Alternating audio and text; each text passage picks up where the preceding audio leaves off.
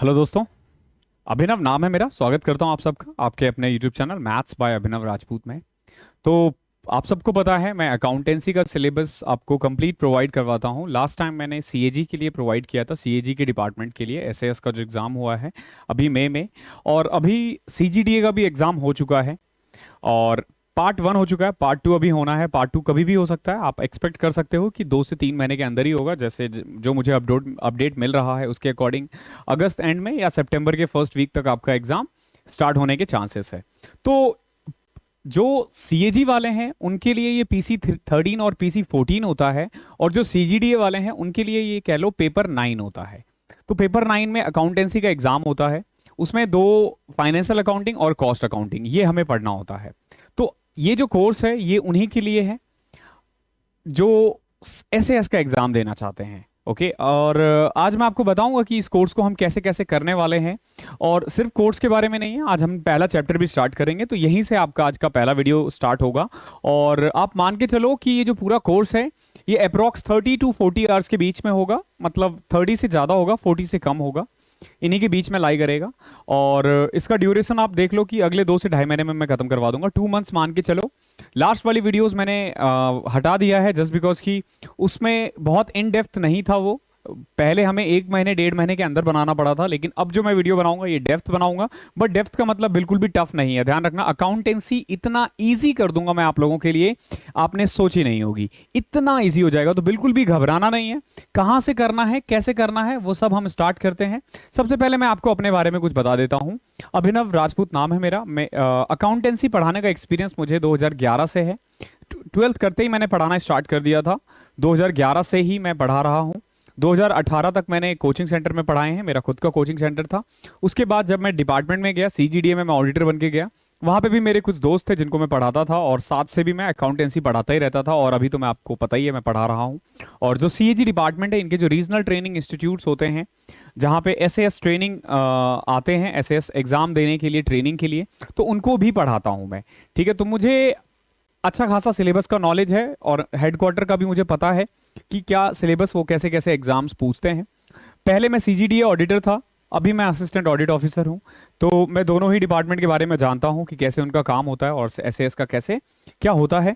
और आपके बारे में, आप लोगों को मैं अपने बारे में एक चीज़ और बता देता हूं कि एसएएस का एग्ज़ाम जो है, सीएजी वाले 9 एग्जाम एक साथ दे सकते हैं, सीजीडीए वाले 2 पार्ट में देते हैं। तो हमारे यहाँ 9 पेपर हम एक साथ दे सकते हैं, और मैंने पहले ही अटेम्प्ट में 9 के 9 पेपर निकाल दिए थे। तो एसएएस एग्जाम का मुझे थोड़ा सा नॉलेज है।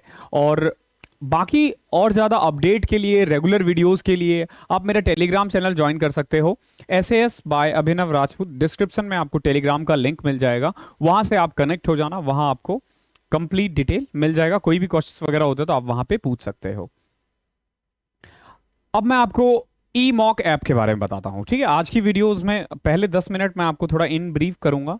देखो, ई मॉक ऐप है, ये iOS के लिए लाइट ऐप है। आप इसको बुक मार्क करके अपने होम स्क्रीन पे रख के पढ़ सकते हो, और इसका वेबसाइट भी है। तीनों का ही लिंक डिस्क्रिप्शन में आपको मिल जाएगा। जो ऐप स्टोर है, जो गूगल का है, गूगल प्ले स्टोर, वहाँ पे मिल जाएगा आपको। ई मॉक पेनिसियफ और एसएससी डालोगे वहाँ मिल जाएगा। अब मेनली आपको ये क्यों करना है, क्यों डाउनलोड करना है, तो सारे कोर्सेस मैं यहीं पे प्रोवाइड करवाऊंगा। मेरी जितनी भी वीडियोज़ आएंगी, पहले 2-3 वीडियोज़ मैं यूट्यूब पे प्रोवाइड करूंगा, लेकिन उसके बाद ई मॉक पे। एक्चुअली ये जो चैनल है ये एसएससी वालों के लिए है, मैथ्स के लिए है, जो मैं मैथ्स पढ़ाता हूँ फ्री ऑफ कॉस्ट, रोज रात में 9 से 10 उसके लिए है।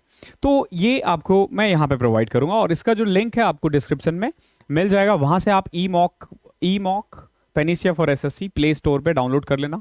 और ये मस्ट है सबके लिए, सबके लिए मतलब सबके लिए ये ऐप डाउनलोड कर लो। इसमें जो सीएजी वाले हैं उनके लिए तो और भी जो सिलेबस है पीसी 3, 16, धीरे धीरे उन सब की वीडियोस भी आएंगे। मैं ढूंढ रहा हूं जो टीचर्स प्रोवाइड कर सकते हैं, मैं फिर इन ऐप वालों के साथ बात करके शायद वहां पे कर दूं। तो जब आप ऐप ओपन करोगे तो आपको कुछ ऐसा इंटरफेस दिखेगा। तो ये जो एसएएस वाला है, ये जो एसएएस वाला है, ये आपके काम का है, और बाकी आपके काम का नहीं है। तो आपको ना बेसिकली इसी एसएएस से मतलब है। जब आप एसएएस में चले जाओगे तो आप ये देख पा रहे हो, ये पीसी 3 है, ये अकाउंटेंसी फॉर सीजीडीए है, ये पीसी 14 है, ये पीसी 13 है। आप जिसके लिए भी हो, लाइक अभी अगर आप सीजीडीए डिपार्टमेंट से हो तो अकाउंटेंसी फॉर सीजीडीए, पीसी 3 सीएजी वालों के लिए है, पीसी 14 भी सीएजी वालों के लिए है, और पीसी 13 भी सीएजी वालों के लिए है। तो इसमें और भी ऐड होंगे, धीरे धीरे ऐड होंगे। फिलहाल के लिए CGDA वाले आपके लिए ये है, ये टॉप पे मिल जाएगा, आप यहां से जाके सारी वीडियोस देख सकते हो। और ये जरूर डाउनलोड कर लेना, नीचे डिस्क्रिप्शन में आपको लिंक मैंने दे दिया है। प्रमोशन हो गया, अब हम वीडियो स्टार्ट करते हैं। ओके, बट वो डाउनलोड जरूर कर लेना, क्योंकि सारी वीडियोस वहीं मिलने वाली हैं, यहाँ नहीं मिलेंगी, यहाँ 2-3 वीडियोस मिलेगी। मेनली देखो, ये वीडियो आपको आज मिल रहा है, आज तारीख है हमारा 31 तारीख है, शायद 31 मई या 1 जून, दो में से किसी एक दिन में अपलोड करूंगा। ये कोर्स का जो स्टार्ट करने का दिन है ये 5 या 6 जून है। आप ये मान के चलो कि 5 या 6 जून से आपको ये रेगुलर वीडियोस मिलने लग जाएंगी। वीक में मैं कोशिश करूंगा कि 3 से 4 क्लासेस लूं, 3 to 4 क्लासेस, मिनिमम 3, मैक्सिमम 6 भी जा सकता है, बट 3 क्लासेस मैं कोशिश करूंगा लूं। और टोटल जो वीडियोस होंगे ना, वो अप्रॉक्स आप मान के चलो 40 से 45 वीडियोस होंगी। एक एक घंटे की नहीं होगी, ध्यान रखना, कुछ वीडियोस 10 मिनट की होगी, कुछ 15 की भी हो सकती है। मैक्सिमम जो वीडियो की ड्यूरेशन होगी वो 30 मिनट, 35 मिनट, 40 मिनट तक ही होगी। आज की वीडियो थोड़ी लंबी जाने वाली है, आज के बाद की वीडियोस बहुत छोटी होने वाली है। ओके, तो ये है मेनली, तो इसको रेगुलर फॉलो करते रहना, आपको बहुत अच्छे से सब कुछ क्लियर हो जाएगा। मैं खुद अकाउंटेंसी बता रहा हूँ, 12 साल से पढ़ रहा हूँ, और जो ये सिलेबस मैं बना रहा हूँ ये अकॉर्डिंग टू SAS का सिलेबस जो है ना, उसी के अकॉर्डिंग बना रहा हूँ। तो जो लोग AAO की तैयारी कर रहे हैं, प्लीज इस कोर्स को ना ले, इस वीडियोस को ना देखें। SSC वालों के लिए ये वीडियो बिल्कुल भी नहीं है, तो प्लीज आप यहीं बंद कर दो, अपना टाइम आगे का वेस्ट मत करो, बिल्कुल भी मत करना। ओके, तो अभी हम ना अकाउंटेंसी स्टार्ट करने वाले हैं कि अकाउंटेंसी क्या है, कैसे ये वर्क करता है, ब्ला ब्ला ब्ला, सारी चीजें हम आज जानेंगे इसके बारे में, और बहुत इन डिटेल जानेंगे। ओके, सबसे पहले मैं आपको बताता हूं अकाउंटेंसी होता क्या है। ओके, अकाउंटेंसी है क्या और कैसे ये वर्क करता है। ओके, तो देखो अकाउंटेंसी है क्या, मैं आपको ना एक छोटा सा एग्जांपल दे रहा हूं। ये 2018 से पहले की बात है। मेरा एक कोचिंग सेंटर हुआ करता था, ठीक है, जिसका नाम था AKB एजुकेशन हब, ये नाम था। समझना, समझ में आ जाएगा कि अकाउंटेंसी है क्या। ओके, AKB एजुकेशन हब इस कोचिंग का नाम था। यहां बेसिकली हम 3 सब्जेक्ट्स पढ़ाते थे, मैथ्स 11th 12th के लिए, अकाउंटेंसी और इकोनॉमिक्स, और तीनों ही सब्जेक्ट मैं ही पढ़ाता था। ओके, मैं अकेला टीचर था, ठीक है। तो मैथ्स, अकाउंट्स, इको, ये 3 चीजों की क्लासेस होती है थी यहाँ पे। अब मान लो कि ये कोचिंग बड़े लेवल पे पहुंच गया, ठीक है, आप मान के चलो कि मेरा नाम बड़ा हो गया, कोचिंग बड़े लेवल पे पहुंच गया। मैंने क्या किया कि एक बंदे को हायर कर दिया जो रिसेप्शन पे बैठा हुआ है, जिसका काम क्या है, अकाउंट मेंटेन करना, बच्चे आ रहे हैं उनके साथ बात करना। तो अब देखो अकाउंटेंसी कैसे वर्क करता है। कोचिंग बहुत बड़े लेवल पे है, ठीक है। एक बच्चा सबसे पहले आपके पास आएगा, वो पूछेगा कि भैया मुझे फिजिक्स पढ़ना है, आप क्या करोगे, उसका नाम लिखोगे इसमें? नहीं। क्यों नहीं लिखोगे? क्योंकि इसका काम है मैथ्स, अकाउंट्स और इको, सिर्फ इन्हीं तीनों से रिलेटेड है ये, ठीक है। तो पहला काम जो होता है ना अकाउंटेंसी का, सबसे पहला काम वो होता है आइडेंटिफाई। ओके, बेसिकली सबसे पहले वो क्या करेगा कि आइडेंटिफाई करेगा। आइडेंटिफाई में करते हैं कि एक तो ये बिजनेस से रिलेटेड होना चाहिए। जैसे देखो फिजिक्स है, फिजिक्स बिजनेस से रिलेटेड नहीं है, ये नहीं कि कोचिंग इंस्टीट्यूट से तो हम रिकॉर्ड कर देंगे, हमारे पास तो नहीं है ना। अरे तुम परचून की दुकान पे जाके कपड़े मांगोगे तो वो क्या करेगा, वो रिकॉर्ड करेगा क्या? वो ये देखेगा नहीं कपड़े बेचने में भी फायदे हैं, नहीं भैया, वो उससे रिलेटेड नहीं है, तो वो उसको रिकॉर्ड नहीं करेगा। तो पहला काम होता है आइडेंटिफाई करना। तो आइडेंटिफाई में 2 चीज किया जाता है, एक तो इन टर्म्स ऑफ मनी होना चाहिए, तभी वो रिकॉर्ड करेगा। दूसरा रिलेटेड टू बिजनेस होना चाहिए। अगर दोनों ही नहीं है तो आप ये मानकर चलो कि वो उसको रिकॉर्ड नहीं करेगा। पहली क्लास है, थोड़ा मैं भी नर्वस हूं, मैं ऐसा होता नहीं हूं क्योंकि मैं पढ़ा नहीं रहा हूं, मतलब पहली बार नहीं पढ़ा रहा, but I don't know why, but मैं थोड़ा सा ना वो फील कर रहा हूं। आई होप थोड़ा समझोगे। 2-3 वीडियो के बाद आप मतलब फ्लो में चलेंगे हम, बिल्कुल इतनी जरूरत भी नहीं पड़ेगी, शायद आगे ही, ठीक है। तो पहला काम होता है आइडेंटिफाई करना। तो उस रिसेप्शन का पहला काम क्या है? आइडेंटिफाई करना। आइडेंटिफाई के बाद अब मान लो एक बच्चा आया, वो मैथ्स पढ़ेगा, चलो उसको रिकॉर्ड कर लेंगे। क्या करेंगे? रिकॉर्डिंग। दूसरा काम क्या होता है अकाउंटेंसी का? रिकॉर्ड करना। यही फंक्शन है, यही इसके काम भी है, ध्यान रखना, यही फंक्शन है। तो दूसरा काम क्या है? रिकॉर्ड करना। वो सबसे पहले आइडेंटिफाई करेगा कि बिजनेस से रिलेटेड है या नहीं, अगर है तो वो रिकॉर्ड कर लेगा। तो उसने रिकॉर्ड कर लिया तो रिकॉर्डिंग हो गई। क्लियर है? रिकॉर्डिंग हो गई। उसके बाद क्या करेगा वो? क्लासिफाई करेगा। अब समझो इस चीज को, बिजनेस ना लंबे समय के लिए है और बहुत बड़ा बिजनेस है मेरा, तभी तो मैंने रिसेप्शनिस्ट रखा था ना। अब मैं शाम को आता हूं, मैं उससे पूछता हूं बताओ भैया दिन में कितने बच्चे आए, वो रिकॉर्डिंग देखेगा, सर 500 बच्चों की एंट्री है, 500 बच्चे आए। अब मैंने उससे पूछ दिया बताओ मैथ्स के कितने बच्चे आए, अब वो एक एक करके पलटता रह जाएगा। और सोचो एक सप्ताह बाद अगर मैं आऊं फिर पूछूं तो 7 पेज और पता नहीं कितने सारे पेज वो पलटता रहेगा, और महीने बाद आया फिर तो और दिक्कत ना, ऐसी दिक्कतें आती रहेंगी। तो अकाउंटेंसी इसी को स्मूथ करता है। अकाउंटेंसी क्या करेगा, इसको क्लासिफाई कर देगा। सबसे पहले तो वो एक जगह रिकॉर्ड करेगा, ओके, पहले एक रिकॉर्ड करेगा, देन वो क्या करेगा, उसको क्लासिफाई कर देगा। मैथ्स की सारी एंट्री को एक जगह, अकाउंट्स की सारी एंट्री को एक जगह, इको की सारी एंट्री एक जगह। अब क्या किया उसने, दूसरे में क्लासिफाई कर दिया अलग अलग टर्म। अब अगर मैं एक महीने बाद भी आता हूं ना, मैं पूछता हूं कि भैया बताओ मैथ्स के कितने बच्चे आए, तो उसे 30 अलग अलग पेज बस ऐड करना है और वो बता देगा कि मैथ्स के इतने बच्चे आए हैं। तो इस तरीके से क्लासिफाई करेगा वो। क्लासिफाई के बाद होता है समराइज करना।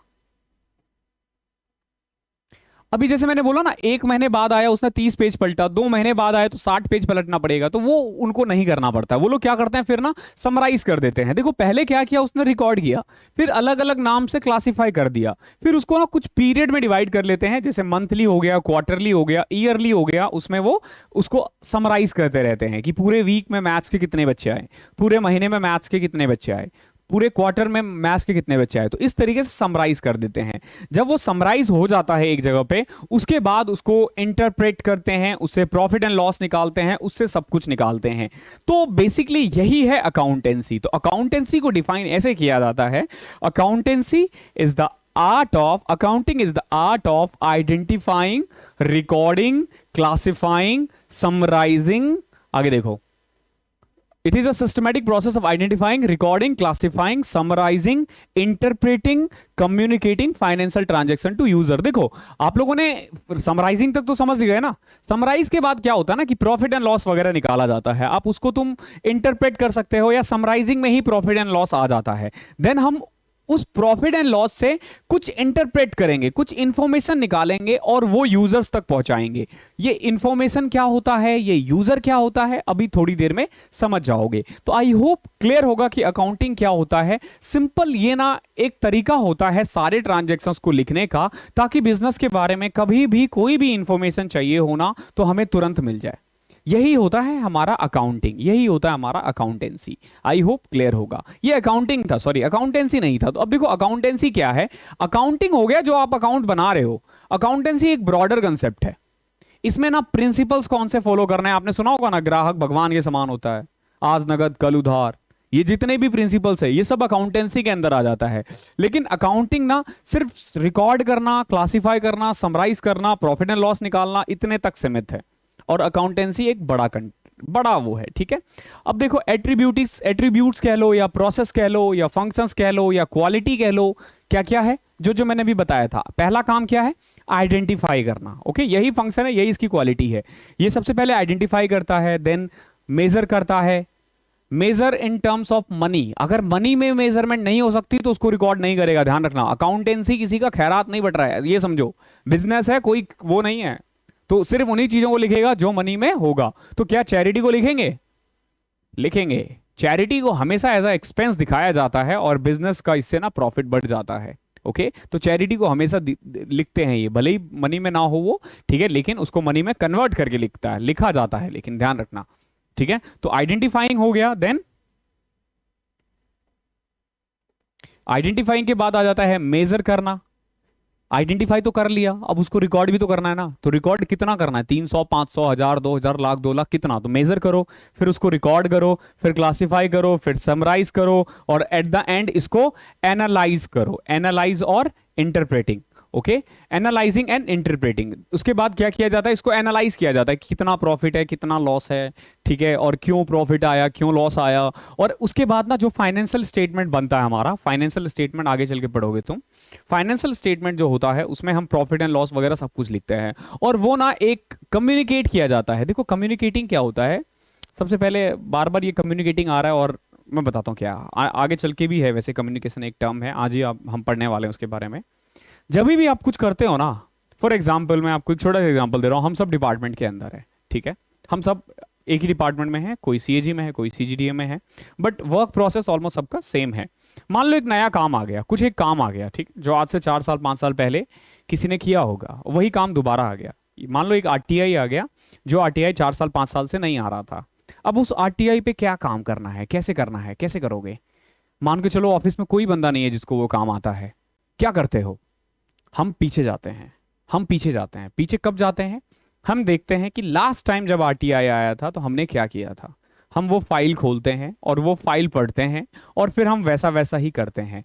तो वो जो फाइल है ना, वो क्या कर रहा है? वो कम्युनिकेट कर रहा है, वो आपको इंफॉर्मेशन प्रोवाइड कर रहा है, वो आपको नॉलेज प्रोवाइड कर रहा है। उसी को हम कम्युनिकेटिंग कहते हैं। तो जब एक बार अकाउंट्स बन जाता है ना, तो उसको मैनेजर देखेगा कि कितना प्रॉफिट कितना लॉस, मालिक देखेगा कितना प्रॉफिट कितना लॉस, आम लोग देखेंगे कि मुझे इसमें पैसा इन्वेस्ट करना है नहीं करना है। अरे ट्रेडिंग शेयर मार्केट वगैरह में डालते हो ना पैसे, तो कैसे डालते हो? यही सब देख के तो डालते हैं। ये ट्रेडिंग करना, हर बंदा आजकल ट्रेडिंग कर रहा है, या कोई कुछ कर रहा है, कोई कुछ कर रहा है। तो भैया वो सब क्यों, कैसे कर रहे हो? यही सब देखते हो ना, फाइनेंशियल स्टेटमेंट वगैरह। तो वही होता है कम्युनिकेशन। फाइलें जब बातें कर रही है, जब आपको इंफॉर्मेशन प्रोवाइड कर रहा है, उसी को हम कम्युनिकेट कहते हैं।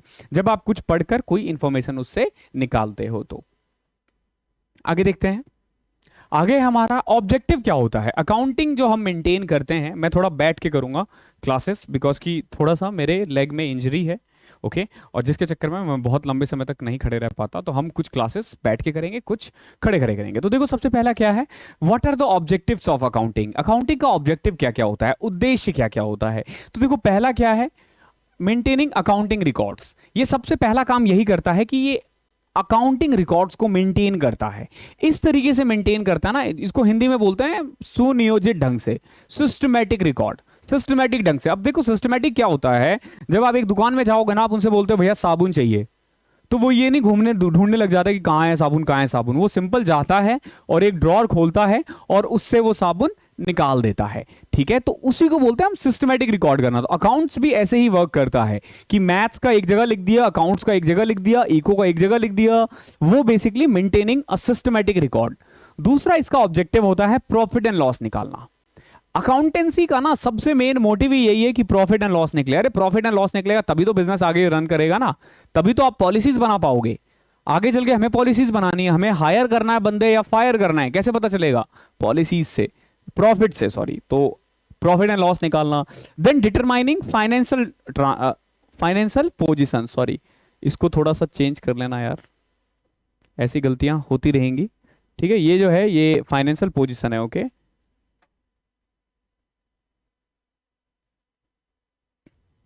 ठीक है, फाइनेंशियल पोजीशन है। देखो फाइनेंशियल पोजीशन क्या होता है, असेट्स और लायबिलिटी। अगली क्लास में आप इस पे डिटेल में पढ़ोगे कि ये क्या होता है। आप नेक्स्ट क्लास में डिटेल में पढ़ोगे कि असेट्स एंड लायबिलिटी क्या होता है। फिलहाल के लिए मैं आपको बता दूं कि बिजनेस में ना जो भी चीज मनी के टर्म में कन्वर्ट किया जा सके उसको असेट्स कहते हैं।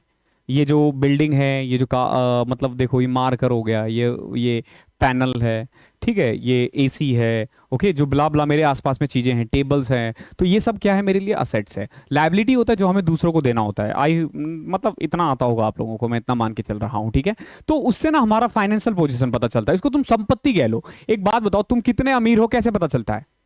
आपके पास कितना असेट्स है, कितनी संपत्ति है, तो कैसे पता चलेगा? वो अकाउंट्स मेंटेन करोगे तभी ना। मेरे पास इतनी बिल्डिंगें हैं, इतना लैंड है, इतना जमीन है, ये इसी से पता चलेगा। फिर होता है मैनेजमेंट में हेल्प करना। अब एक बात बताओ, आपको एक कंपनी का मैनेजमेंट दे दिया जाता है, या मान लो आपको एक नया सेक्शन मिलता है, आप डबल ए बनोगे। आप में से बहुत लोग डबल ए होंगे, जो डबल ए नहीं है, जो ऑडिटर्स हैं या सीनियर ऑडिटर से डबल ए बनने वाले हैं, आप एसएस देके डबल ए बनोगे। डबल ए बनकर एक नए सेक्शन में जाओगे, सेक्शन कैसे संभालोगे?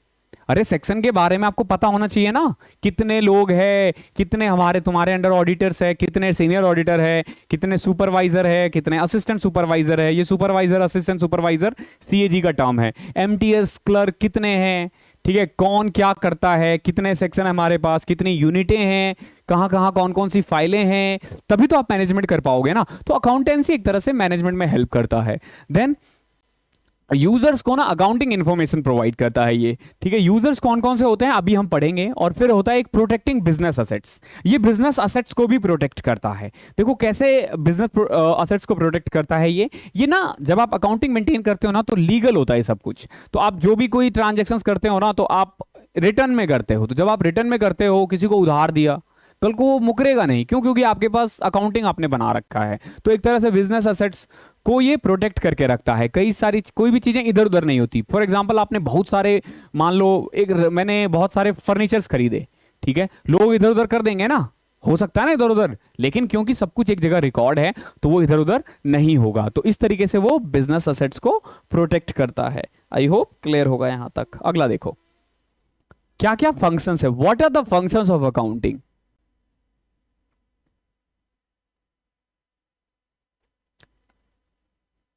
तो चल जा, चलो देखो, अकाउंटिंग का फंक्शन क्या है, जो अभी मैंने बताया था, आइडेंटिफाइंग, रिकॉर्डिंग, क्लासिफाइंग, समराइजिंग, वो तो है ही है। उसके अलावा देखो क्या है, मेंटेनिंग सिस्टमैटिक रिकॉर्ड।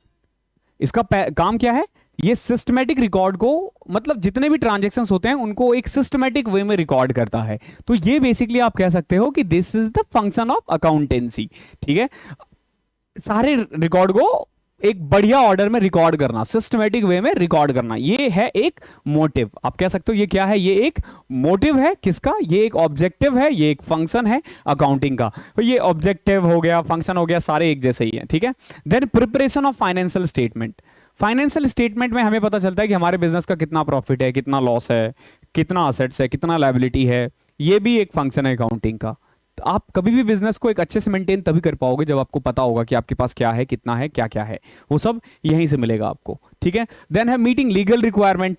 अब ये सिर्फ ऐसे नहीं बनाते हम कि मतलब हमने कर दिया, अरे टैक्स क्यों पे करते हो, करते हैं ना, हर साल हम बताते हैं हमारे अपने ऑफिस को हमारे पास इतने असेट्स है, इतनी लायबिलिटीज है। क्यों बताते हैं, क्योंकि वो लीगल रिक्वायरमेंट है। तो जब आप अकाउंट्स मेंटेन करते हो ना, तो ये लीगल है, ये लीगल है, ये आपको करना ही है। ओके, इसमें कोई चॉइस नहीं है। अगर नहीं करोगे तो फिर इनकम टैक्स वाले छापा मार देंगे, गवर्नमेंट आप पे बैन लगा देगी। तो ये meeting legal requirement, companies act वगैरह है, उसके तहत आपको ये बनाना पड़ता है। Then communicating information to users. अब मैंने मान लो रिलायंस में कुछ पैसे लगा रखे हैं, ठीक है, अब मेरा राइट है ना, मैं जानूं कि उनके पास कितना प्रॉफिट हो रहा है, कितना लॉस हो रहा है। तो वो कैसे पता चलेगा, वो पता चलेगा अकाउंटेंसी से। तो वो इंफॉर्मेशन को कम्युनिकेट करा। आप अभी देखोगे कि सारे एक जैसे ही चीजें होंगी, एक ही चीज बार बार आएगी, बार बार आएगी, क्योंकि सारे एक जैसे ही हैं। ठीक है, देन असिस्टेंट्स इन मैनेजमेंट, ये मैनेजमेंट में हेल्प करता है, यही ऑब्जेक्टिव था, यही फंक्शंस था। ओके, अब एडवांटेज देखो, वही सब चीजें दोबारा पढ़ेंगे। देखो पहला क्या है, ये बिजनेस के बारे में ना फाइनेंशियल इंफॉर्मेशन देता है। ठीक है, फाइनेंशियल इंफॉर्मेशन मतलब कितना असेट्स, कितना लायबिलिटी, कितना प्रॉफिट, कितना लॉस। दूसरा, ये मैनेजमेंट में हेल्प करता है, मेमोरी को रिप्लेस करता है। देखो रिप्लेसेस मेमोरी, मतलब ये नहीं कि भैया वो सर पे चोट लग गया, याददाश्त चली गई, ऐसा वाला मेमोरी रिप्लेस नहीं। फॉर एग्जांपल, मैंने तुम्हें दिया 500 रुपए और मैं भूल गया, दिलदार आदमी हूं, बहुत पैसे हैं, दे दिया मैंने, आप लोग भूल गए। मैं एक दिन अकाउंट्स पलट रहा हूं, के पेज पलट रहा हूं, फिर देखा मैंने, अरे यार ये तो मेरा दोस्त राकेश है भाई, राकेश मेरा एक दोस्त है, सीजीडीए में ही है, तो ये तो मेरा वो दोस्त है, उससे तो पैसे लेने थे मुझे। फिर कैसे याद आएगा, उसी से याद आएगा। हालांकि उसे मुझे नहीं लेने हैं, शायद उसी को लेने होंगे, बाकी मुझे भी ध्यान नहीं है। ठीक है, तो ये मेमोरी को रिप्लेस करवाता है। कई चीजें आप भूल जाओगे, छोटी छोटी चीजें नहीं लिखते हो, राशन की दुकान को देख लो, वो हर चीज को लिख देता है, लिख देता है, लिख देता है, इसीलिए क्योंकि वो इतनी चीजों को याद नहीं कर सकता। तो अकाउंटेंसी ना मेमोरी को रिप्लेस करवाने में भी काम आता है। ठीक है, कंपैरेटिव स्टडी में हेल्प करता है ये। देखो कंपैरेटिव स्टडी कैसे, पिछले साल कितना प्रॉफिट हुआ था, इस साल कितना हुआ है, हमारा इस क्वार्टर में इतना हुआ है, अगले क्वार्टर में इतना होगा या हुआ है। अकाउंट बनाया तभी ये कर पाओगे, वरना नहीं कर पाओगे। टैक्स लायबिलिटी, कितना असेट्स, कितना प्रॉफिट है, कितना टैक्स देना है, ये तभी पता चलेगा जब आप अकाउंट्स बनाते हो। तो ये अकाउंटेंसी का एक फायदा होता है कि आपको पता चल जाएगा कि कितना टैक्स पे करना है। लोन में हेल्प करता है। अभी हमें, हमारा अकाउंट होता है हमारा पे स्लिप, पे स्लिप को देख के तो बैंक लोन देता है ना, ऐसे ही जो कंपनीज होती है ना, कंपनीज के फाइनेंशियल स्टेटमेंट को, बैलेंस शीट को देख करके लोन देते हैं। तो एक तरह से ये लोन लेने में हेल्प करता है। आप खुद देखो ना, पैसा कब किसको इन्वेस्ट करते हो, जिसने अकाउंट मेंटेन किया वही ना। नई कंपनीज में क्यों नहीं इन्वेस्ट किया जाता है, क्यों, क्योंकि उसमें कंपनी में के पास अकाउंट ही नहीं है।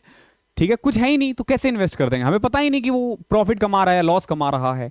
ठीक है, देन क्या है, ये कोर्ट में एविडेंस का काम करता है, मैंने लिख रखा है। अब कल को मेरा दोस्त अगर पलट जाता है तो मैं उससे पैसे ले लूंगा या नहीं। हो,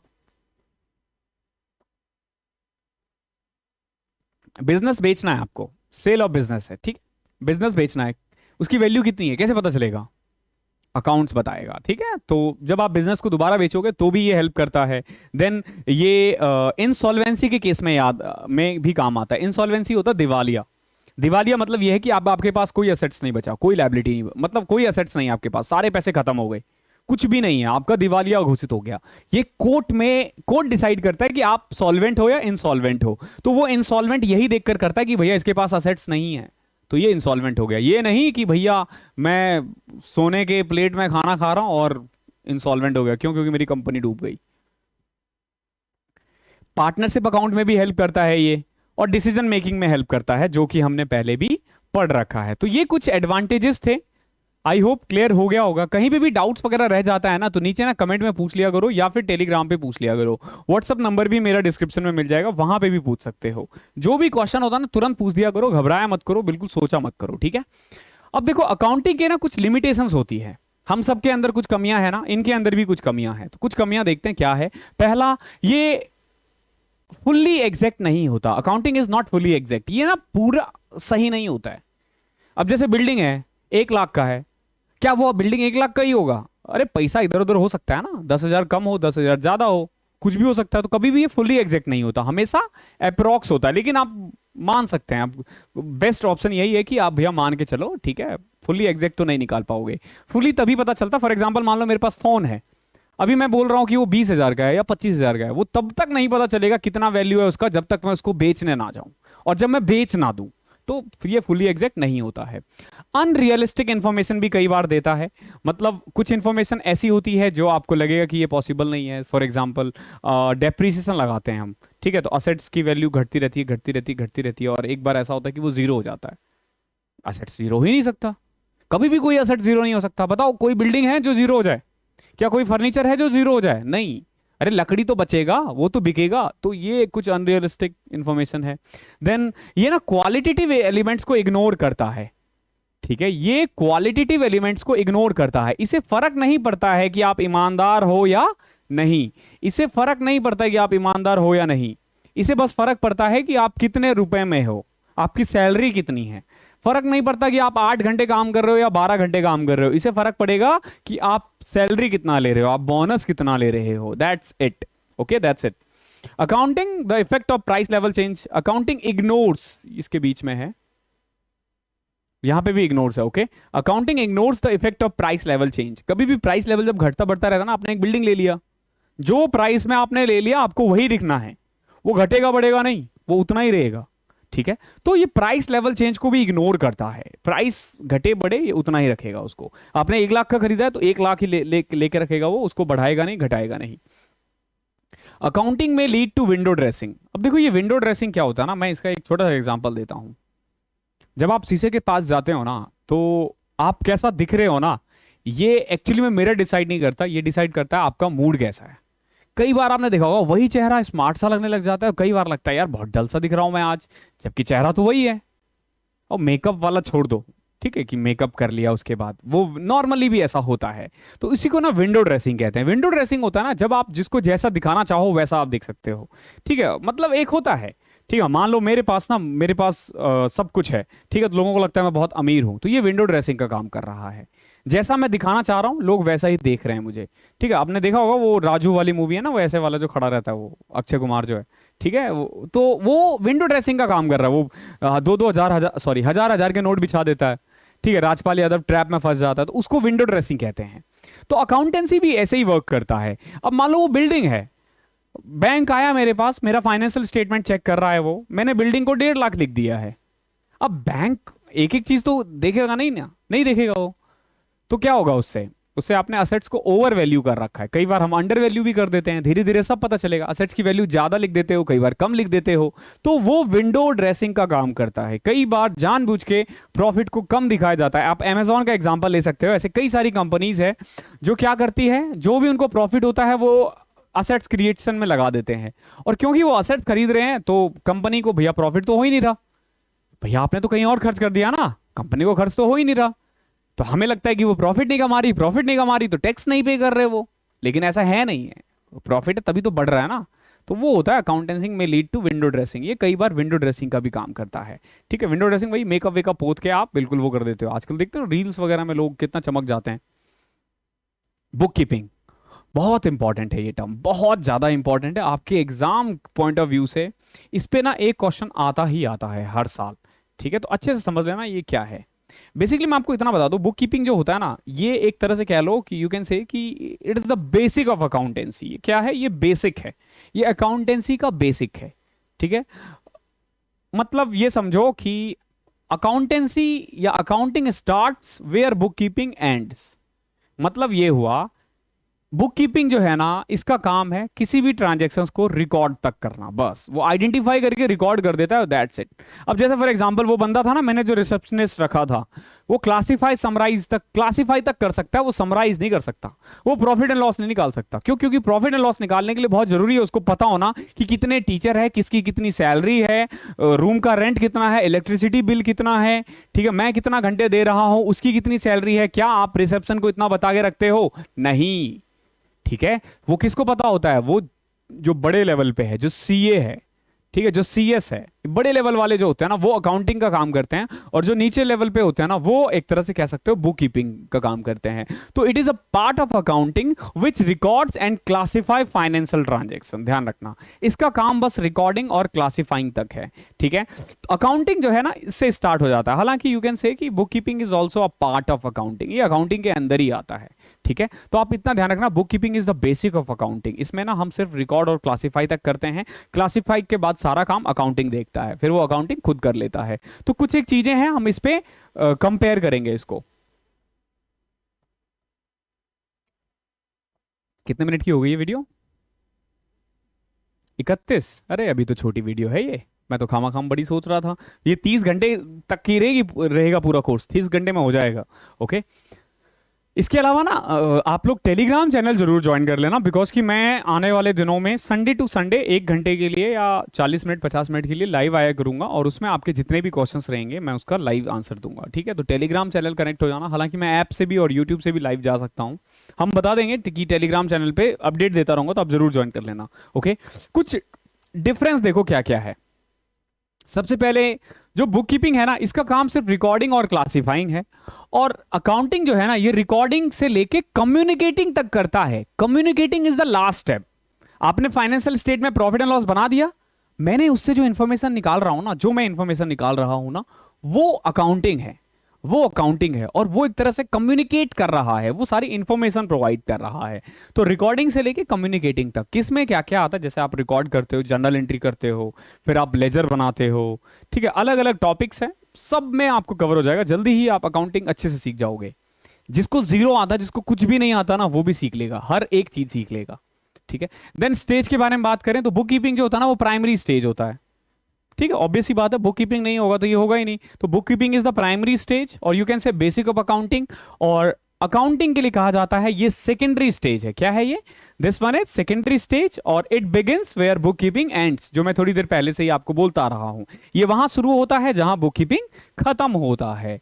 देन ऑब्जेक्टिव के बारे में बात करें तो इसका ऑब्जेक्टिव होता है सिर्फ सिस्टमैटिक रिकॉर्ड मेंटेन करना, दैट्स इट।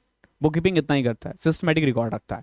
ठीक है, और अकाउंटिंग का ऑब्जेक्टिव क्या होता है? प्रॉफिट एंड लॉस और फाइनेंशियल पोजीशन, ये दोनों ही, प्रॉफिट एंड लॉस निकालना भी और फाइनेंशियल पोजीशन भी बताना। ठीक है, नेचर के बारे में बात करें तो वो रिसेप्शनिस्ट जो है ना, वो हर रोज सुबह आएगा 8 बजे 9 बजे वहां बैठ जाएगा। ठीक ठीक है, तो ये नेचर है एक तरह से, यू कैन से कि वो एक तरह से रूटीन वर्क है उसका। ठीक है, लेकिन अकाउंटिंग के साथ ऐसा नहीं है, ये एनालिटिकल है और डायनामिक है, अपने अकॉर्डिंग आप कर सकते हो। अगर रिकॉर्ड हो चुका है तो भैया मैं रात को फाइनेंशियल पोजीशन बनाऊं, फाइनेंशियल स्टेटमेंट बनाऊं, या दिन में बनाऊं या संडे बनाऊं, क्या फर्क पड़ता है? स्टेटमेंट देखकर ही तो बनाते हो ना। परफॉर्मेंस के बारे में बात करें तो book keeping junior staff perform करता है, और अकाउंटिंग जो है वो ना एक स्पेशलिस्ट होता है, सीनियर स्टाफ। जूनियर स्टाफ से ये नहीं होगा, जूनियर स्टाफ की बस की बात नहीं है। ठीक है, ये वही बात होगी, ये रिकॉर्ड रिकॉर्ड कर सकता है, फिर सीए किस लिए है? ओके, स्पेशल स्किल के बारे में बात करें तो बुक कीपिंग के लिए कोई स्पेशल नॉलेज नहीं चाहिए, कोई भी रिकॉर्ड कर सकता है, उसको बोल दो ऐसे ऐसे रिकॉर्ड करना है, कर देगा। ठीक है, कोई डिग्री नहीं चाहिए, 10वीं पास 8वीं पास भी बच्चा पास कर सकता है ये। और अकाउंटिंग के लिए ना आपको स्किल आनी चाहिए। ये जो आप अभी मैं आपको पढ़ा रहा हूँ, ये तो आप कोई भी कर लेगा, लेकिन जब बात आएगी लेजर की, जब आएगी आगे चल के वीडियोस आएंगे, ये तो थ्योरेटिकल पोर्शन है, ये तो आप खुद भी पढ़ सकते हो। लेकिन ऑब्वियस ही बात है, मेरे पढ़ाने के बाद और ज़्यादा चीज़ें क्लियर होगी, और इतना अच्छे से खुद से पढ़ के नहीं क्लियर होती है। ठीक है, तो एक स्पेशल स्किल चाहिए होता है जो मेरे अंदर है, और आपको मैं दूंगा। आई होप यहां तक क्लियर होगा। अब हम ना कुछ अकाउंटिंग इंफॉर्मेशन के बारे में पढ़ते हैं, बहुत इंपॉर्टेंट चीज़ है ये, बहुत इंपॉर्टेंट चीज़ है। हम बार बार ये कर रहे हैं, ठीक है, बार बार हम ये कर रहे हैं, तो समझो इस चीज को कि अकाउंटिंग इंफॉर्मेशन है क्या। जब आप कभी भी प्रॉफिट एंड लॉस निकाल देते हो, ओके, या आपने जो भी बना दिया है, तो वो इंफॉर्मेशन यूजर तक प्रोवाइड करना, यूजर्स कौन कौन होते हैं अगले पेज पे पढ़ेंगे, तो उसी को हम बेसिकली अकाउंटिंग इंफॉर्मेशन कहते हैं। जब आप फाइनल एक तरह से कह लो फाइनेंशियल स्टेटमेंट आपने बना दिया, अब जब आप उसको यूजर तक पहुंचाते हो ना, तो उसी को हम कम्युनिकेशन कहते हैं, ठीक है। तो बेसिकली कौन कौन सी इंफॉर्मेशन होती है बिजनेस में? एक होता है प्रॉफिट एंड लॉस से रिलेटेड, मालिक है, मालिक को पता होना चाहिए ना भैया कितना प्रॉफिट है कितना लॉस है। फाइनेंशियल पोजीशन, कितना असेट्स है कितना लायबिलिटी है। और information about cash flow, cash flow मतलब होता है कि कितना कैश आ रहा है जा रहा है। यही 3 टाइप की इंफॉर्मेशन होती है जो हमें आगे पहुंचानी होती है। अलग अलग बंदा अलग अलग यूज करेगा। जैसे फॉर एग्जांपल एक एम्प्लॉय है, मान लो एक एम्प्लॉय है, एम्प्लॉय को प्रॉफिट एंड लॉस से काम है, फाइनेंशियल पोजीशन से काम है, या कैश फ्लो से काम है? बताओ, सोचो सोचो, सोच लिया होगा, रोक के भी सोच लो सोच लो। अब देखो, उसको सिर्फ और सिर्फ प्रॉफिट एंड लॉस से काम है और किसी से काम नहीं है।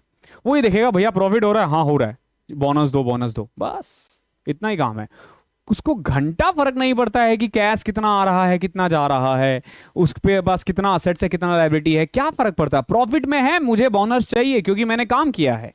ये एम्प्लॉय करेगा, ओके, क्योंकि एम्प्लॉय हमारा यही काम है यार, ओके। जैसे हमें प्रमोशन चाहिए, ठीक है, ऐसे इस टाइम पे लो, यही सब हम चाहते हैं, ओके। देन कुछ क्वालिटेटिव कैरेक्टरिस्टिक्स होते हैं, कुछ खासियत होती है इंफॉर्मेशन की। पहला ना, ये रिलायबल होना चाहिए, ठीक है। देखो कोई भी चीज रिलायबल तब होती है जब उसको ना वेरीफाई कर सको, ठीक है। अगर वो वेरीफाइड होती है ना तो वो रिलायबल होता है। इसीलिए ट्विटर पे ना डबल टिक लगता है, हालांकि अब तो पैसे में मिल जाता है, ठीक है। तो कोई भी चीज रिलायबल तब होगी जब वो वेरीफिएबल हो। मैं अभी आपको पढ़ा रहा हूं, आप टीएस ग्रेवाल की बुक खोल लो, जो जो मैं पढ़ा रहा हूं वही लिखा हुआ है, आपने वेरीफाई कर दिया। फ्री फ्रॉम बाइस होना चाहिए, मेरा कोई अपना उस इंफॉर्मेशन में ना कोई अपना मत नहीं होना चाहिए, लाइक कि मेरा अपना फायदा नहीं होना चाहिए। आजकल आप न्यूज चैनल देखते होंगे, तो न्यूज चैनल ऐसा होना चाहिए फ्री फ्रॉम बाइस होना चाहिए, लेकिन ऐसा होता नहीं है, ठीक है। क्यों? क्योंकि वो अपने अकॉर्डिंग इंफॉर्मेशन दे रहे हैं। देन उसमें ना एरर्स वगैरह नहीं होना चाहिए, या फिर बहुत माइनर सा एरर होना चाहिए, अगर है भी तो बहुत माइनर सा। तो पहला इंफॉर्मेशन की क्वालिटी होती है कि ये रिलायबल हो। दूसरा हो वो रिलेवेंट हो। देखो रिलायबल मतलब ट्रस्ट वर्दी, ठीक है। मान लो मैं एक रिसर्चर हूं, ठीक है, मुझे ना कुछ पॉलिसीज बनानी है, समझो इस चीज को, मुझे कुछ पॉलिसीज बनानी है अकाउंटिंग से रिलेटेड या इकोनॉमी से रिलेटेड। तो पहला तो मैं ये देखूंगा, मेरे पास कुछ असेट्स, कुछ फाइनेंशियल स्टेटमेंट आया, आपने देखा होगा, ये एक सेबी का एक्ट है, कंपनी एक्ट है, कि जो भी आपका फाइनेंशियल पोजीशन होता है ना, आपको वो वेबसाइट पे पब्लिश करना होता है, न्यूज़पेपर में डालना होता है, गजट नोटिफिकेशन डलवाना होता है, तो अक्सर आपने देखा होगा। तो मैं वो देखूंगा, तो सबसे पहले क्या वो रिलायबल है मेरे लिए? रिलायबल के बाद ना वो रिलेवेंट भी होना चाहिए। अब जैसे उन्होंने पूरा फाइनेंशियल पोजीशन दिखा दिया, लेकिन मैं रिसर्च कर रहा हूं कि एम्प्लॉय बिहेवियर, मैं एम्प्लॉय बिहेवियर पे रिसर्च कर रहा हूं कि किस जगह पे एम्प्लॉय कैसा बिहेव करता है। क्या वो फाइनेंशियल स्टेटमेंट मेरे काम का है? नहीं, वो फाइनेंशियल स्टेटमेंट मेरे काम का है ही नहीं। तो दूसरा चीज यही होता है, वो रिलेवेंट होना चाहिए, यानी कि जो यूजर्स की रिक्वायरमेंट है ना उसको फुलफिल होना चाहिए। फाइनेंशियल पोजीशन में अगर प्रॉफिट ही ना हो, पता ही ना चले, तो भैया एम्प्लॉय देखकर उसको क्या करेगा? उसके लिए वो रिलेवेंट ही नहीं है। तो दूसरा है कि ये रिलेवेंट होना चाहिए, ठीक है, डिसीजन मेकिंग में हेल्प करे। तीसरा होता है अंडरस्टैंडेबिलिटी, ओके। अब मैं इसका एक छोटा सा एग्जांपल दे रहा हूं।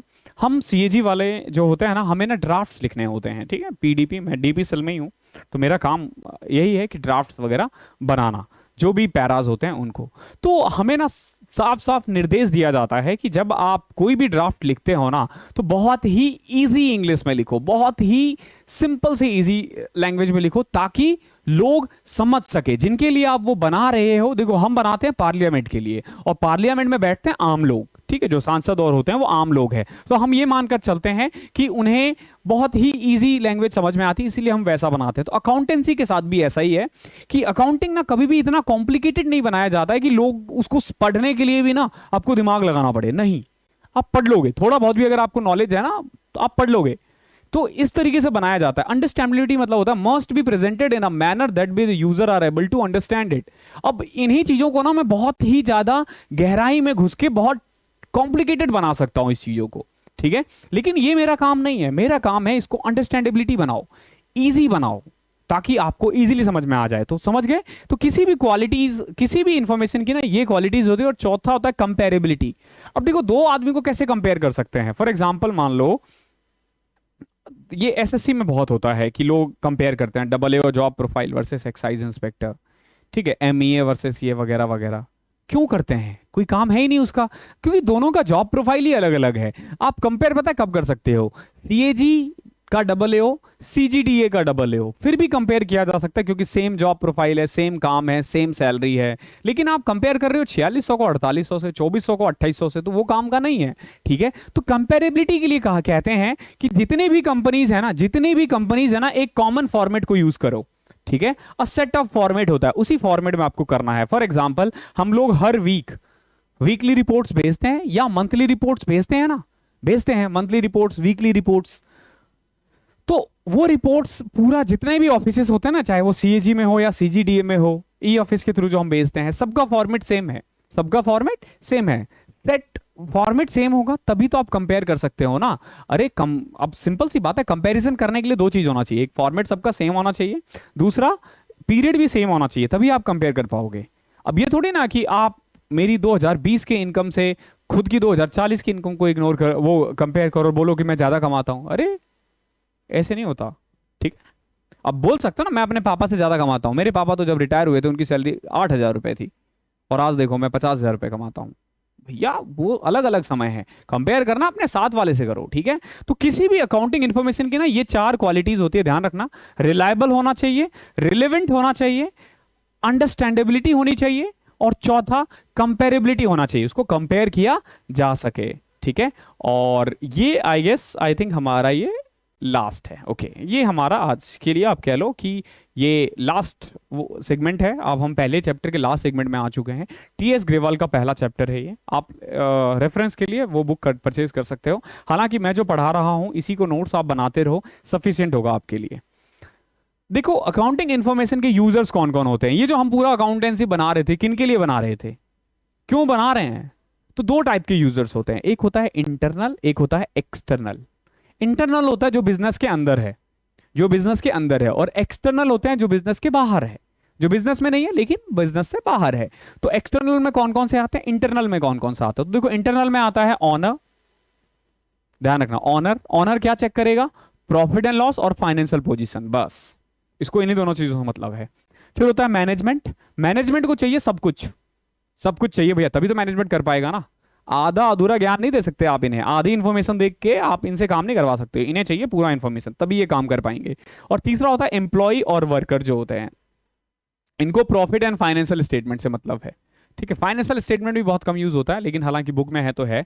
तो प्रॉफिट एंड फाइनेंशियल स्टेटमेंट, तो ये इंटरनल्स है, आपको याद रखना है। आपके पास ऑप्शंस आएंगे और पूछा जाएगा कि which of these options are internal और एक्सटर्नल यूजर। तो ये इंटरनल थे और क्या क्या यूज करते हैं ये देख लिया, इसका पीडीएफ भी मैं आपको प्रोवाइड कर दूंगा। एक्सटर्नल में कौन कौन सा है?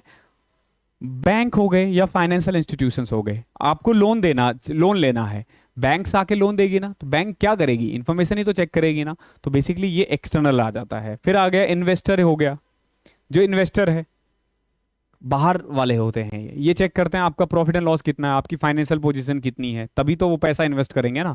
तीसरा होता है क्रेडिटर, ये वो लोग होते हैं जो आपको लोन देते हैं। गवर्नमेंट, गवर्नमेंट क्या देखेगा? इसको प्रॉफिट से मतलब है और किसी से मतलब नहीं है। प्रॉफिट कितना है? इतना प्रॉफिट है तो भैया इतना टैक्स दे, बस, इसको और किसी से मतलब नहीं है, टैक्स चाहिए इसको, टैक्स। ठीक है, गवर्नमेंट को क्या चाहिए? टैक्स चाहिए। रिसर्चर है, जैसे मैंने अभी बताया था ना कि मैं कंज्यूमर बिहेवियर को पढ़ रहा हूं, ठीक है, तो मैं रिसर्चर हूं। ठीक है, मैं कौन हूं? मैं रिसर्चर हूं। रिसर्चर के बाद आ जाता है कंज्यूमर्स। कंज्यूमर की क्या चीज देखती है? कंज्यूमर देखेगी कि आपके पास कितना आपका प्रॉफिट है। अगर प्रॉफिट ज्यादा है दैट मीन्स कि आप महंगा सामान बेच रहे हो। ठीक है, तो यही सब देखती है। कंज्यूमर भी एक्सटर्नल में आ जाता है। पब्लिक, पब्लिक क्या देखती है? पब्लिक, हम लोग रिलायंस को क्यों जज कर रहे हैं जबकि हम उसका कोई सामान यूज नहीं कर रहे, कोई कुछ नहीं कर रहे, तो हम पब्लिक है। जब आप रिलायंस का सामान लगा रहे हो तो आप कंज्यूमर हो। पब्लिक पता है क्यों देख रही है? ये फैक्ट्री है, फैक्ट्री से धुआं निकल रहा है, प्रदूषण हो रहा है, इन्वायरमेंट के लिए ये लोग क्या कर रहे हैं, ये सब ये पब्लिक देखती है कि इन्वायरमेंट के लिए क्या कर रहे हैं ये लोग, दूषित तो नहीं कर रहे आसपास की चीजें, ठीक है, मतलब पॉल्यूट तो नहीं कर रहे हैं। तो ये सारी चीजें हैं बेसिकली जो बेसिकली बेसिक ऑफ अकाउंटेंसी में आता है। आई होप मैंने अच्छे से क्लियर कर दिया है। अगर आपको समझ में आया है और पसंद आया है तो कमेंट में थोड़ा सा प्यार बरसा देना। और जो मैंने बोला मॉक, ई मॉक करके है, नीचे डिस्क्रिप्शन में ऐप है, आप वो जाके वहाँ से डाउनलोड कर लो और बाकी वीडियोस 2-3 वीडियोस और हैं जो यूट्यूब पे आएंगी, दो, उसके बाद मैं वही करवाऊंगा, ठीक है। आई होप क्लासेस पसंद आई होगी, मिलते हैं जल्दी, तब तक के लिए आप पढ़ाई करते रहो। Thank you so much. Dev.